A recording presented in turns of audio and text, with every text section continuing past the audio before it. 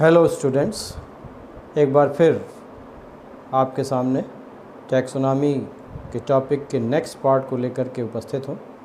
पिछली बार चर्चा जहाँ समाप्त हुई थी वहीं से आज चर्चा आगे बढ़ेगी, वहीं से डिस्कशन को आगे कंटिन्यू करेंगे।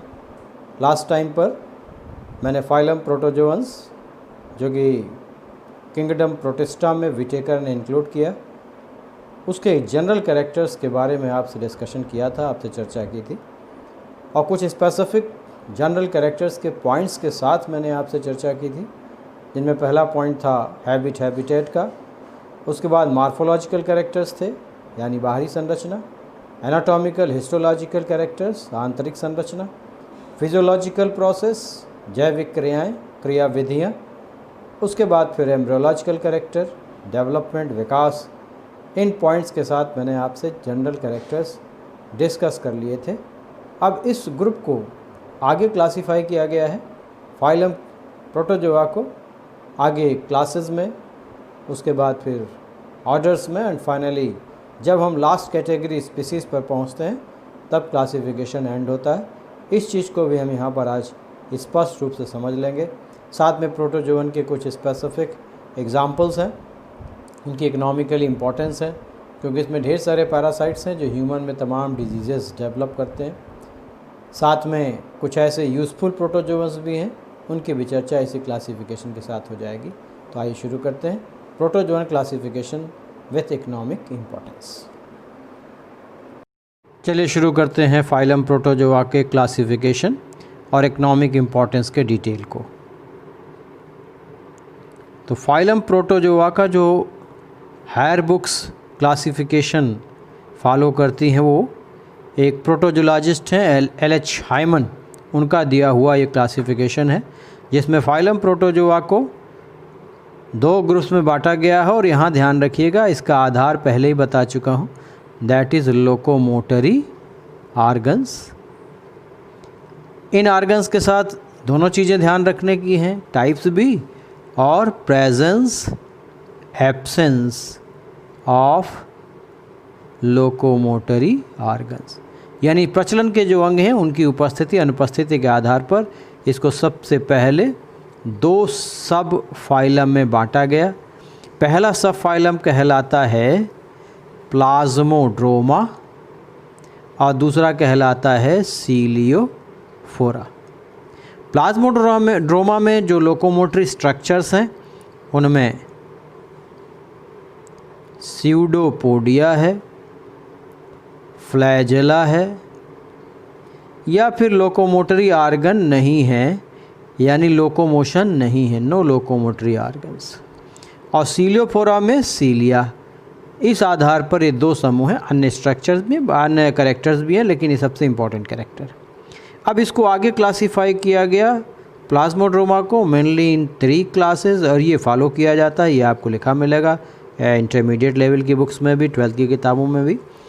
पहला जो ग्रुप है क्लास का वो है सार्कोडिना का, दूसरा है मास्टिगोफोरा का, तीसरा ओपेलिनेटा। ये पहले सीलिया के साथ इसके एनिमल्स थे, सीलिएटा के साथ, सीलियोफोरा के साथ, मास्टिगोफोरा के साथ भी थे। बाद में इसको एक अलग ग्रुप दिया गया। शुरू में ये 3 ही ग्रुप थे, यानी 3 मुख्य क्लासेस हैं, सार्कोडिना, मास्टिगोफोरा एंड स्पोरोजोआ। ओपेलिनेटा बाद में इंक्लूड किया गया। सीलियोफोरा में अकेला क्लास है, only 1 class, and that is Ciliata. Locomotory structures अब यहाँ अलग अलग हो जाएंगे। सार्कोडिना में स्यूडोपोडिया मिलेगा, मास्टिगोफोरा में फ्लैजेलम मिलेगा, ओपेलिनेटा में दोनों मिक्स्ड कंडीशन है, और स्पोरोजोआ में कोई लोकोमोशन नहीं होता, यानी इसमें लोकोमोटिव स्ट्रक्चर्स नहीं होते। ये भी एक बड़ा कॉमन प्रश्न है। ऑल पैरासाइट्स, यानी इस ग्रुप में सभी जीव परजीवी हैं, इसीलिए इनको लोकोमोटिव स्ट्रक्चर्स की ज़रूरत नहीं है, आवश्यकता नहीं है, no need of locomotive structures because they are exclusively parasitic group. Question भी पूछा जाता है, which of the following is the group of protozoan in which all animals are parasites are the exclusively parasitic protozoan class is, then answer will be what? Sporozoa. Basis of classification में भी multiple choice का question है, कभी कभी प्रश्न देते हैं, question ask करते हैं। Basis of classification of phylum protozoa is, और पहले में लिखा जाता है टाइप ऑफ लोकोमोटरी ऑर्गन, दूसरे ऑप्शन में presence absence of locomotory organs, और तीसरे में बोथ लिख देते हैं। तो यहाँ पर आंसर बोथ का होगा, यानी टाइप के आधार पर भी है, प्रेजेंस एब्सेंस के आधार पर भी है। इस तरीके से ये चीज़ क्लियर हुई कि इसमें मुख्य रूप से 4 मेन क्लासेस हैं, सार्कोडेना, मास्टिगोफोरा, स्पोरोजोआ एंड सीलेटा, जिसी में ज़्यादातर प्रोटोजोअन्स इंक्लूडेड हैं। अब इनके ग्रुप्स को भी चलिए अलग अलग समझ लीजिए, क्योंकि इसमें इकोनॉमिकली इम्पोर्टेंस वाले एनिमल्स भी मिलेंगे और इन पर जो क्वेश्चंस होंगी वो भी आपको आसानी से समझ में आ जाए। इसके लिए चलिए सार्कोडेना को पहले क्लासीफाई करते हैं, फिर इसको ऑर्डर्स में क्लासीफाई किया गया है, लेकिन डिटेल क्लासिफिकेशन में इसको सब क्लासेस में बांटा गया है। आधार क्या था? स्यूडोपोडिया। अब जो क्लासिफिकेशन है वो है टाइप ऑफ स्यूडोपोडिया, यानी जो स्यूडोपोडिया है उसकी बनावट किस तरह की है, इस आधार पर इसको 2 ग्रुप्स में बांटा गया। पहला सब क्लास कहलाता है राइजोपोडा और दूसरा कहलाता है एक्टिनोपोडा। यहाँ पर जो स्यूडोपोडिया होता है ये सॉफ्ट होता है, मुलायम होता है, और इसके लिए लिख दिया जाता है pseudopodia without internal skeleton. Skeleton का मतलब हार्ड स्ट्रक्चर से है, कंकाल का मतलब यहाँ हार्ड स्ट्रक्चर से है, तो ये सॉफ्ट स्यूडोपोडिया है। और यहाँ पर स्यूडोपोडिया विथ इंटरनल स्केलेटन, यानी ये हार्ड स्यूडोपोडिया है। और इनके स्यूडोपोडिया को एक नाम दिया गया है, इनको एक्सोपोडिया कहा जाता है। तो एक्सोपोडिया किस में मिलेगा? एक्टिनोपोडा में। हार्ड होंगे, रेडिएटिंग होंगे, इसीलिए इसको एक्सोपोडिया का नाम दिया जाता है। राइजोपोडिया में स्यूडोपोडिया सॉफ्ट होगा। अब इसको भी आगे क्लासीफाई किया गया ऑर्डर्स में, एक्टिनोपोडा को भी ऑर्डर्स में क्लासीफाई किया गया। अब कुछ मुख्य की बात आपसे अगर करें तो राइजोपोडा में जो पहला ऑर्डर है वो बहुत कॉमन है, उसे अमोबिना कहा जाता है। क्लासिफिकेशन में ये भी एक जनरल रूल आपको बताया होगा कि जो ऑर्डर्स के नेम हैं वो अक्सर जीनस के नाम पर होते हैं, तो ये जीनस के नाम पर बनाया गया ऑर्डर है अमोबिना। नेचुरली इसमें जो एग्ज़ाम्पल है वो अमीबा का है। और यहाँ अमोबिना के जो स्यूडोपोडिया हैं उनके लिए भी एक टर्म है लोबोपोडिया। लोबोपोडिया शब्द आया है pseudopodia Lobos shaped. Lobos shaped का मतलब ऐसा गोल सा सर्कुलर टाइप का, तो उसके लिए टर्म क्या आ गया? तो जिसमें लोबोपोडिया हो, लोबोस शेप्ड स्यूडोपोडिया हो, उसको लोबोपोडिया कहा गया। वो अमोबिना को बिलोंग करते हैं और इसमें एग्जाम्पल है अमीबा का। तो अमोबिना ऑर्डर हो गया अमीबा, और अमीबा की अगर जो जीनस है या जीनस हो गया और इसकी जो स्पीसीज़ है वो अमीबा प्रोटियस आ गई, तो स्पीसीज़ प्रोटियस पे आकर क्लासिफिकेशन एंड हो जाता है। अमीबा की अन्य प्रजातियाँ भी हैं, ये अमीबा प्रोटियस का एग्जाम्पल आप बताया। अन्य प्रजातियों में एक इम्पॉर्टेंट नाम है कोएस, जिसको जियोलॉजिकली पेलोमिक्सा, ये जीनस है इसका, ये लार्जेस्ट अमीबा कहलाता है। कभी कभी प्रश्नों में पूछ लिया जाता है सबसे बड़ा अमीबा। सामान्य अमीबा की जो साइज़ होती है वो 150 से 200 माइक्रोन होती है और इसकी साइज़ लगभग 500 माइक्रोन की होती है। तो इसको लार्जेस्ट अमीबा, जाइंट अमीबा, कोएस के नाम से जानते हैं। ये कभी कभी पूछ लिया जाता है। बाकी एक पैरासिटिक अमीबा है जिसको हम एंट अमीबा कहते हैं और इसकी कॉमन वैरायटी है हिस्टोलिटिका। ये भी अमोबिना का एग्जाम्पल है। ये पैरासिटिक अमीबा है, ये ह्यूमन की इंटेस्टाइन में पैरासाइट रहता है, कोलन में पैरासाइट रहता है, and it causes a disease called amoebic dysentery.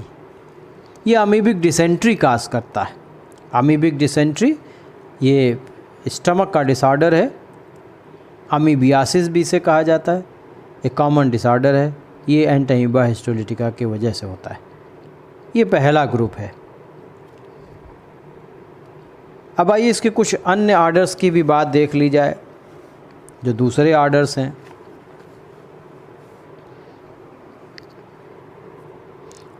तो बात कर रहे थे हम क्लास सार्कोडेना में राइजोपोडा की। पहला आर्डर अमोबिना की बात आपसे कर लिया। अब एक दूसरा इम्पॉर्टेंट आर्डर है फोरामिनीफेरा। इसको फोरामिनीफेरंस के नाम से जाना जाता है। और यहाँ याद रखना है कि इसमें नेट लाइक जाल के जैसा सीडोपोडिया है, और इस नेट लाइक सीडोपोडिया को रेटिकुलोपोडिया कहा जाता है। और इसमें एग्जाम्पल है एल्फीडियम का। तो फोरामिनीफेरंस में एक इम्पॉर्टेंट कॉमन एग्जाम्पल है एल्फीडियम का, जिसमें नेट लाइक सीडोपोडिया पाया जाता है। रेटिकुलोपोडिया जिसका नाम है।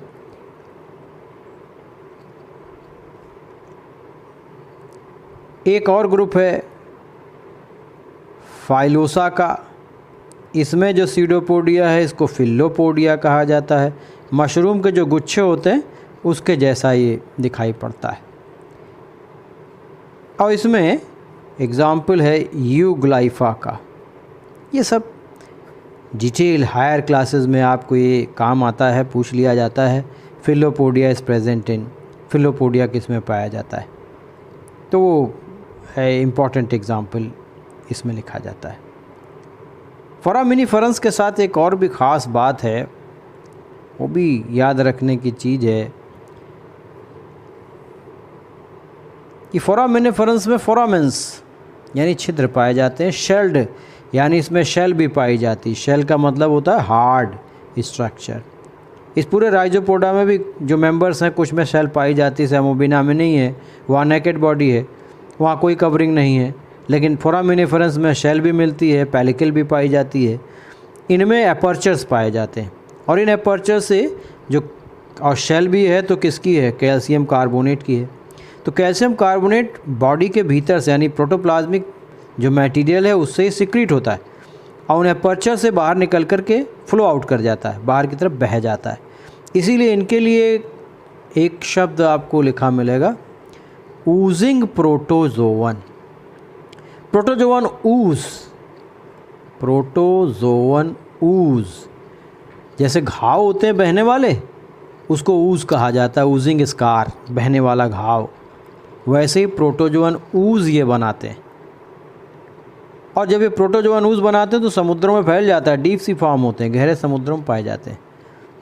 और वहाँ फैलने के बाद इनके भीतर, जो कि काफ़ी बड़े एरिया में फैल जाएंगे, तो बहुत सारे ऑर्गेनिज्म ऐसे होते हैं जो इसके भीतर दबे रहते हैं काफ़ी दिनों तक। और जब ये काफ़ी दिनों तक दबे रहते हैं तो वहाँ पर पेट्रोलियम की उपस्थिति की प्रेजेंस की संभावनाएं बहुत होती हैं। इसीलिए जब समुद्रों में कभी ऑयल की खोज होती है, पेट्रोलियम खोज होती है, तो सबसे पहले इनको ढूंढा जाता है, फोरामिनीफेरंस को। और एक दूसरा ग्रुप है एक्टिनोपोडा का, जिसमें रेडियोलेरियन है, वो दोनों यही काम करते हैं। तो ये भी इनके लिए भी याद रखिएगा, दे व्हाट प्रोवाइड्स पेट्रोलियम। तो ये ऊज बनाते हैं और पेट्रोलियम के लिए इनको ढूंढा जाता है। ये फोरामिनीफेरंस की एक विशेष बात है, विशेष खास बात है। बाकी इसमें स्लाइम मोल्ड्स का भी ग्रुप रखा गया है, जो कि प्लांट्स के साथ भी जाता है क्लासिफिकेशन में। डाइडीमियम एक एग्जाम्पल है स्लाइम मोल्ड का, वो इसी सार्कोडेना के राइजोपोडा में इंक्लूडेड है। ये बात आपकी इम्पॉर्टेंट ग्रुप की हो गई, किसकी, अबाउट द राइजोपोडा ऑफ सार्कोडेना। एक्टिनोपोडा की बात भी देखें। एक्टिनोपोडा में दो खास ग्रुप हैं। एक कहलाता है रेडियोलेरियन। ये रेडियोलेरियन बहुत इंपॉर्टेंट ग्रुप है। कारण ये है कि ये भी शेल्ड है, इसमें शेल पाई जाती है, और ये शेल्ड एक्टिनोपॉड्स जो हैं इनकी सेल बनी होती है कैल्शियम सिलिकेट्स की। लक्षणों के आधार पर ग्रुप जब अलग किए जाते हैं तो कई कैरेक्टर लिए जाते हैं। तो यहाँ शेल्ड अगर होगी कैल्शियम कार्बोनेट की राइजोपोडा में, तो एक्टिनोपोडा में शेल किसकी होगी? कैल्शियम सिलिकेट्स की होगी। तो रेडियोलेरियन में भी शेल पाई जाती है, और ये भी ऊजिंग होते हैं, they are oozing and they also provides petroleum. तो ऊजिंग प्रोवाइडिंग पेट्रोलियम ये भी इन्हीं का काम है, रेडियोलेरियन का ही। यानी अगर हम इस लेवल पर देखें तो फोरामिनिफेरंस और रेडियोलेरियन में समानता है। इनमें शेल्ड ये भी है, मगर वहाँ शेल कैल्शियम कार्बोनेट की, इनकी शेल कैल्शियम सिलिकेट की। दे आल्सो प्रोवाइड्स पेट्रोलियम। इनमें एक और ख़ास टर्म है, इकोनॉमिकली इंपॉर्टेंस, हायर लेवल पर जो एग्ज़ाम्स होते हैं उनमें ये क्वेश्चंस पूछे जाते हैं। ट्रिपोली स्टोन एक टर्म है। This Tripoli stone is provided by this group. बड़े बड़े जो इनके शेल होते हैं उनको ट्रिपोली स्टोन के नाम से जानते हैं, और उसका पाउडर यानी इसको पीस देते हैं, और इसको कहा जाता है it is used as an abrasive. Abrasive का मतलब होता है पॉलिशिंग, चमकाने के लिए। बर्तनों को या अन्य पदार्थों को चमकाने में प्रयोग करने वाला ये स्टोन, ट्रिपोली स्टोन, रेडियोलेरियन से मिलता है।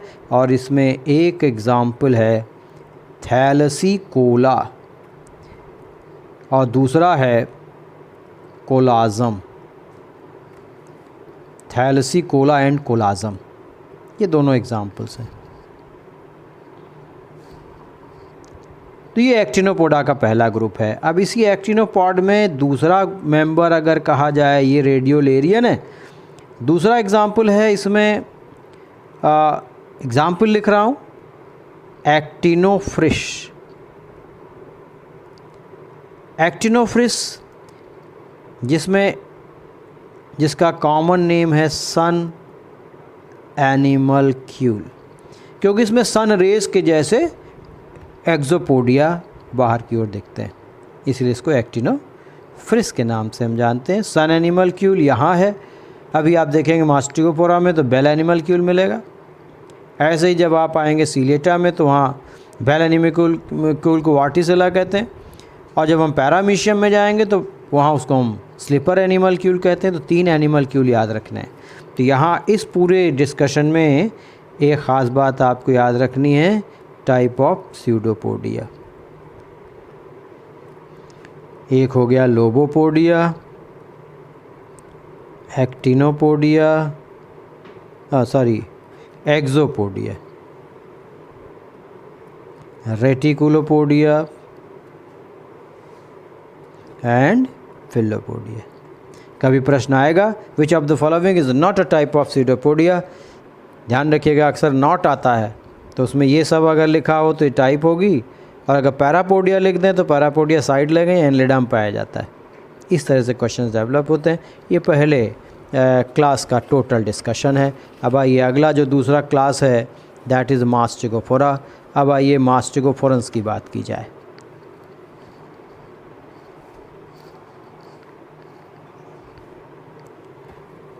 क्लास मास्टिकोफोरा, इसमें एक टर्म है जिना। ये लैटिन का शब्द है जिसका अर्थ होता है फ्लैजेलम, तो इसको मास्टी जिना भी लिखते हैं। अब इसको क्लासिफाई किया गया सब क्लासेस में। 2 सब क्लास बनाए गए, एक में लगा दिया फाइटो मास्टिजिना और दूसरे में लगा दिया जू मास्टिजिना। तो नेचुरली फाइटो का मतलब प्लांट, यानी इसमें क्लोरोप्लास्ट मिलेगा, यानी ये ऑटोट्रॉफिक न्यूट्रिशन शो करेंगे, और इनमें नहीं मिलेगा, नो क्लोरोप्लास्ट। इसमें नहीं पाया जाएगा। इस आधार पर इसको क्लासिफाई किया गया। अब इनमें भी ऑर्डर्स हैं।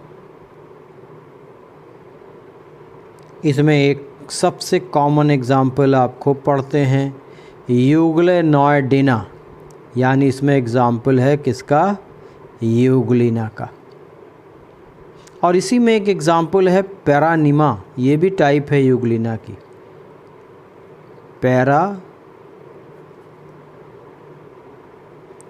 पैरानिमा। एक तीसरा ख़ास एग्जाम्पल है एस्टेशिया लॉन्गा। इस पर प्रश्न मिलेंगे हायर लेवल पर। इसको कहा जाता है ब्लीच्ड फॉर्म ऑफ यूग्लिना, क्योंकि जब आप यूग्लिना के डिटेल्स को कहीं आप पढ़ेंगे तो आप पाएंगे कि यूग्लिना को अगर लाइट में रखते हैं तो उसमें क्रोमेटोफोर्स रहते हैं, क्लोरोप्लास्ट रहते हैं, फोटोसिंथेसिस होती है, मगर उसको अगर अंधेरे में रख दिया जाए तो ये इसका स्ट्रक्चर समाप्त हो जाता है। लेकिन एक ऐसी वैरायटी है यूग्लिना की, यूग्लिना ग्रैसिलिस उसका नाम है।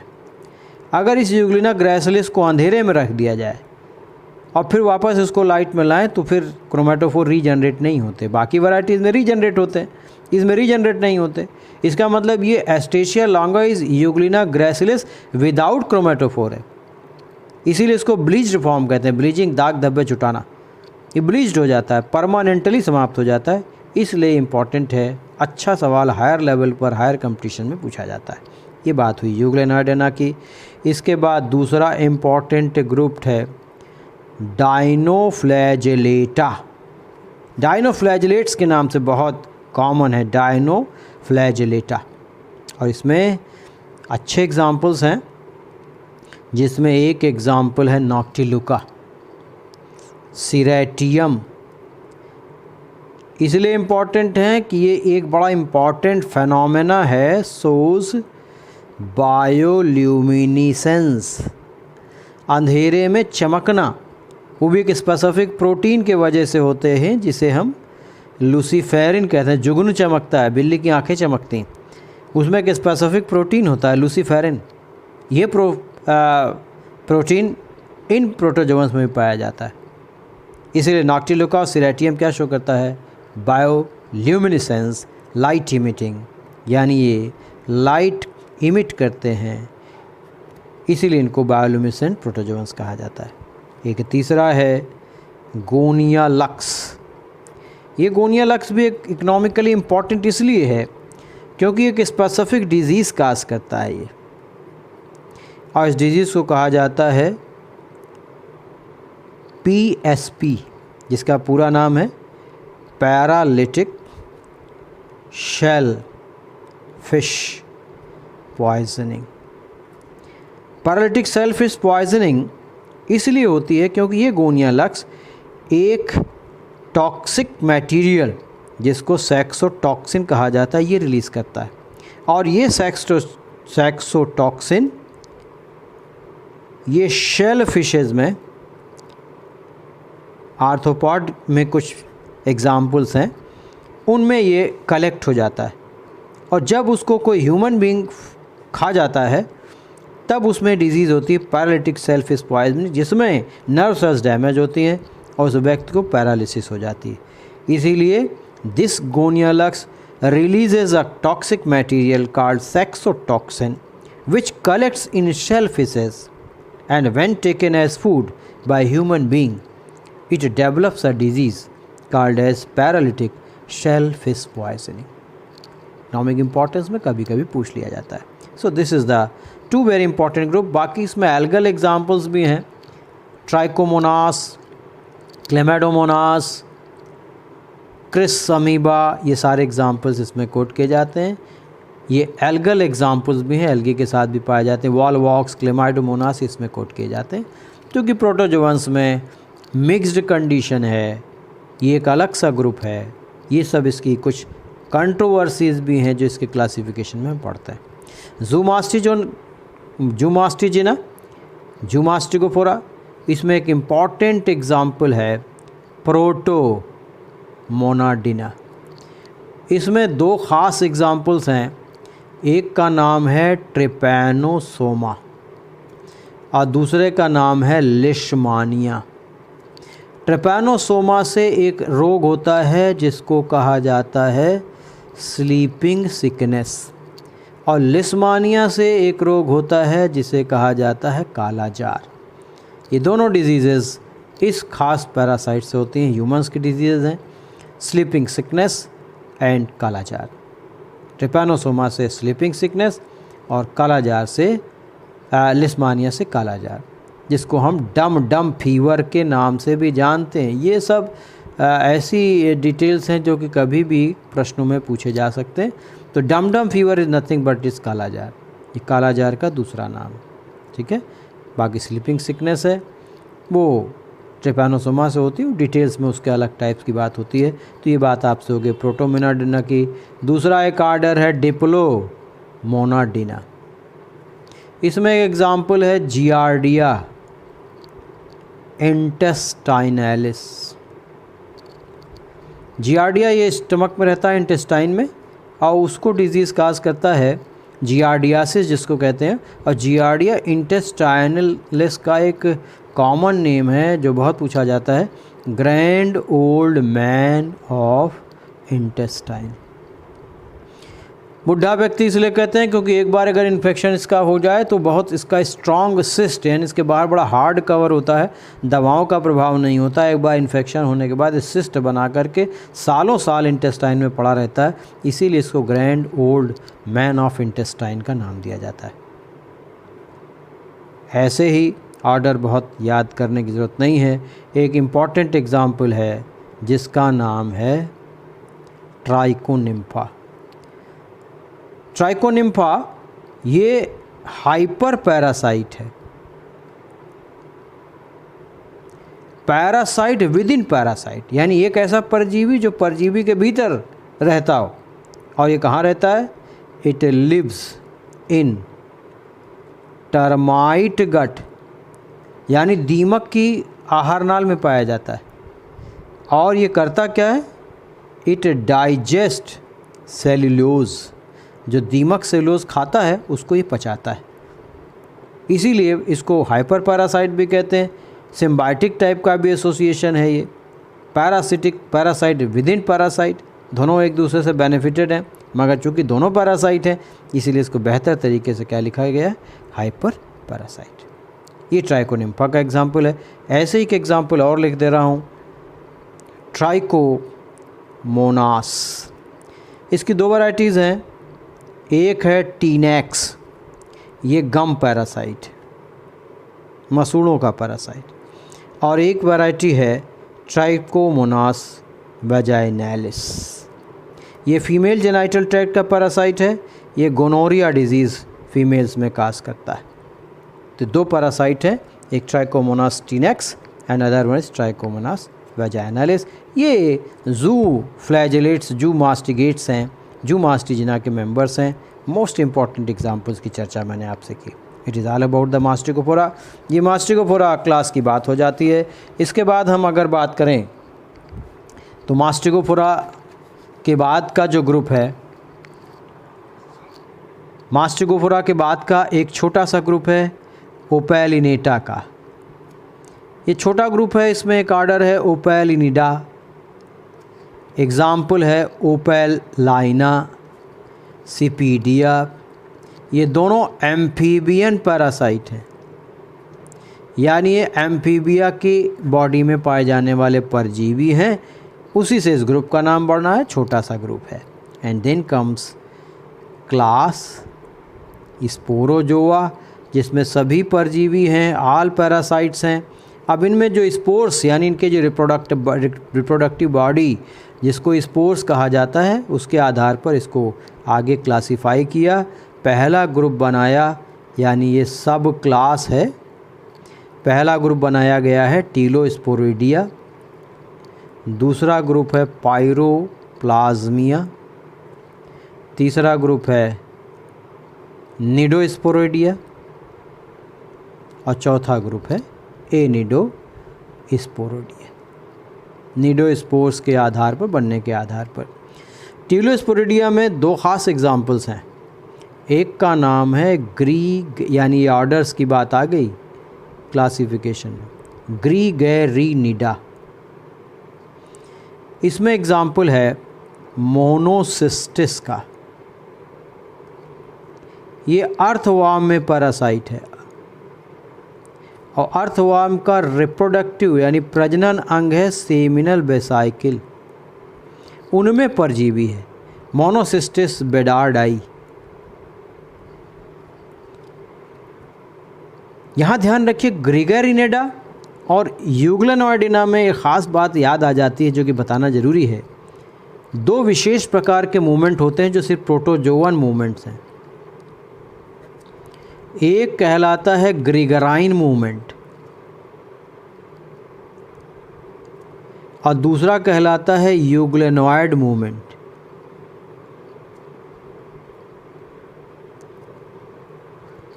ग्रीगराइन मूवमेंट नेचुरली मोनोसिस्टिस में है और यूग्लेनोइड आप समझ गए यूग्लिना में है। ये स्पेसिफिक कॉन्ट्रैक्टाइल फाइबर संकुचनशील धागे इनमें पाए जाते हैं। यूग्लिना की आउटर सरफेस पर मायोनियस फाइबर्स पाए जाते हैं, उनके कॉन्ट्रैक्शन से मूवमेंट होता है। और ग्रेगरिनिडा में यानी ग्रेगराइन मूवमेंट जो होता है वो उनके साइटोप्लाज्म में कुछ स्पेसिफिक फाइबर्स होते हैं, संकुचनशील धागे होते हैं, उनके संकुचन से इनमें मूवमेंट होता है।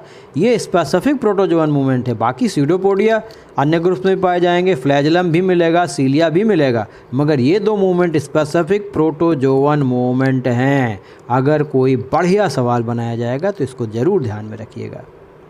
इसके बाद टीरोस्पोडिया का दूसरा ग्रुप है हीमोस्पोरिडिया। ये ब्लड पैरासाइट के लिए टर्म आया है और इसमें बड़ा इम्पॉर्टेंट एग्जाम्पल है प्लाज्मोडियम जो कि मलेरियल डिजीज़ काज करता है। प्लाज्मोडियम की 4 वैरायटीज़ हैं, वाइवेक्स, फैल्सिपरम, मलेरी, ओवेल, अलग अलग टाइप का मलेरिया होता है। तो ये प्लाज्मोडियम डिजीज़ से होती है। पायरोप्लाज्मिया में एक स्पेसिफिक एग्जाम्पल है बाबेसिया का। इसको बाबेसिया बाईजेमाइना कहा गया है।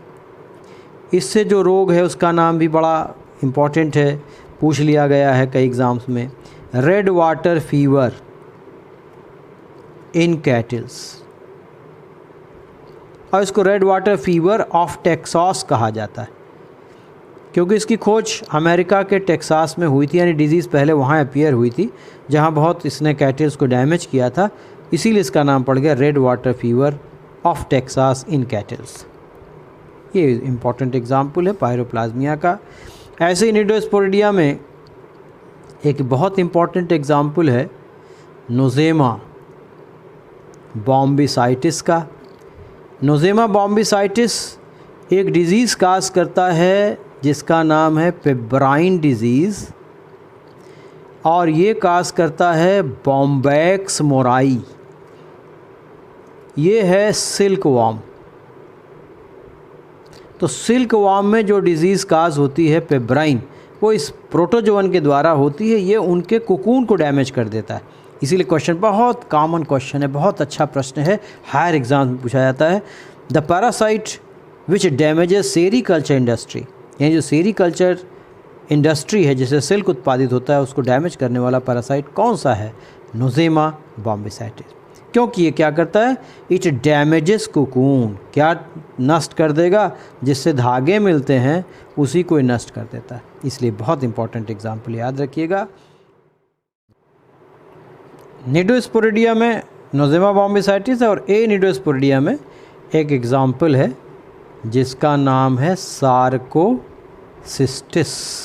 सार्को टर्म मसल के लिए है, तो ये मसल पैरासाइट है वर्टिब्रेट्स में और ये काज करता है काजेज मस्कुलर डिस्ट्रॉफी, यानी मसल्स को वीक करता है, डैमेज करता है।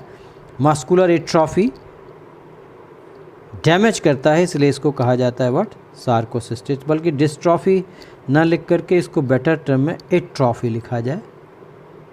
एट्रॉफी का मतलब होता है डीजनरेशन ऑफ मसल्स। डिस्ट्रॉफी तो एक स्पेसिफिक जेनेटिक डिसऑर्डर है। तो मस्कुलर एट्रॉफी ये काज करता है सार्कोसिस्टिस। ये स्पोरोजोअन्स के खास एग्जाम्पल की बात कर रहे हैं, बाकी इसमें बहुत ढेर सारे पैरासाइट्स हैं। This is the extract. और ये क्वेश्चन सारे ऐसे हैं जो कि पूछे जाते हैं in higher classes. Last group की बात आपसे करके आज की बात समाप्त करेंगे। और जो लास्ट ग्रुप है, and that group is what, class Ciliata. आइए अंतिम क्लास सीलिएटा की भी बात कर लें। यहाँ पर सीलिया आपने देखा था। अब on the basis of arrangement of cilia, cilia का अरेंजमेंट कैसा, उसके आधार पर इसको भी सब क्लासेस में बांटा गया। और पहला सब क्लास का नाम है होलोट्राइका। जैसे जिना शब्द फ्लैजेला के लिए, वैसे ट्राइका शब्द सीलिया के लिए यूज़ होता है। होलोट्राइका इसका मतलब सीलिया ऑन होल सरफेस, पूरी सतह पर जब सीलिया मिलेगी तब उसको कहा जाता है होलोट्राइका का ग्रुप। और इसमें दो ख़ास एग्जाम्पल्स हैं। एक ऑर्डर लिख दे रहा हूँ, बहुत टिपिकल डिफ़िकल्ट नेम्स हैं। अब ये नाम लैटिन के दिए हुए मैंने नहीं बनाए हैं और उनको रटना ही पड़ेगा आपको। लिख लिख करके याद करिए, 10 बार लिखे तो आपको याद हो जाएगा। और वो नाम है हाइमेनो स्टोमैटिडा। आराम से बोलिए 5-6 बार, हाइमेनो स्टोमैटिडा। ये ऑर्डर है और इसका एग्ज़ाम्पल बहुत कॉमन इम्पॉर्टेंट एग्ज़ाम्पल है पैरामीशियम, जिसको हम स्लीपर एनिमल क्यूल का नाम देते हैं, क्योंकि ये स्लीपर जो हम लोग चप्पल पहनते हैं उसके आकृति का होता है। तो Hymenostomatida is the order of what, Paramecium. एक इसमें एग्जाम्पल है, ऑर्डर मैंने आपको नहीं बता रहा, कितने आप ऑर्डर से याद करेंगे। एग्जाम्पल याद रखिएगा, बैलेंटीडियम कोलाई, ये कोलन का पैरासाइट है वर्टिब्रेट्स में। कशुरिकी जंतुओं के कोलन में पाया जाने वाला परजीवी। इससे बात स्पष्ट होती है कि सीलिएटा में भी पैरासाइट्स हैं। होलोट्राइका में एक फ्री लिविंग है और एक पैरासाइट है। दूसरे ग्रुप पर आ जाइए। होलोट्राइका के बाद इसका नाम है पेरीट्राइका। यहाँ पर सीलिया चारों तरफ नहीं है, इन ग्रुप्स यानी समूह में पाए जाते हैं। और इसका एग्जाम्पल है वर्टिसेला, जिसकी आकृति घंटे के जैसी है, बेल के जैसी है, इसीलिए इसको बेल एनिमल क्यूल कहा जाता है, वर्टिसेला। इसलिए याद रखिएगा, कॉमन नेम इसके पूछ ले जाते हैं। ये वर्टिसेला फ्री लिविंग एनिमल है।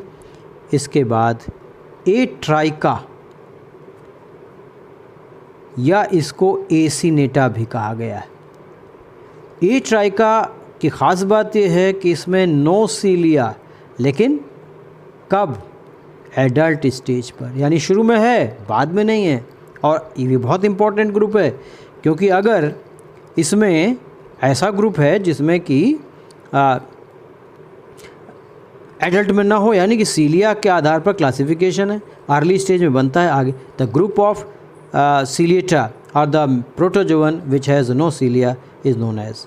तो वो आ जाता, देखिएगा एट्राइका का नाम आता है। और इसमें जो एग्जाम्पल है वो एसिनेटा का है, जो नाम मैंने पहले लिख दिया था, वो एसिनेटा इसमें पाया जाता है। And last one is what, Spirotricha. इसमें सीलिया स्पायरली अरेंज्ड है। सीलिया का अरेंजमेंट कैसा होता है, स्पाइरल होता है। तो स्पाइरल अरेंजमेंट है, इसीलिए इसका एग्जाम्पल इम्पॉर्टेंट है व्हाट, स्टेंटर। स्टेंटर नाम का जीव, उसमें स्पायरली अरेंज्ड सीलिया पाए जाते हैं। It is all about the classification of Ciliata. ये आपसे एक सीलिएटा की बात हो गई। आज की संपूर्ण बातें मैंने कर दी। फाइलम प्रोटोजोआ का further classification with economic importance, काफ़ी डिटेल क्लासिफिकेशन डिस्कस किया है। 11th के बच्चों के लिए थोड़ी सी डिफ़िकल्टी हो सकती है, वो अपने एक्सट्रैक्ट पार्ट में आएँ, क्लासेस को पढ़ें और जो उनके एग्जाम्पल्स हैं उनको पढ़ें। बाकी हायर जो हैं वो आगे पढ़ें, जो TGT PGT या अन्य हायर एग्ज़ाम्स के लिए अपीयर होने जा रहे हैं उनके लिए पूरा क्लासिफिकेशन बहुत यूज़फुल होगा। ढेर सारे इसमें एग्जाम्पल्स मिलेंगे। आज के लिए बस इतना ही। अगले वीडियो में नेक्स्ट फाइलम की बात करेंगे, उनके कैरेक्टर्स की चर्चा करेंगे। तब तक के लिए फिर आपसे मुलाकात होगी।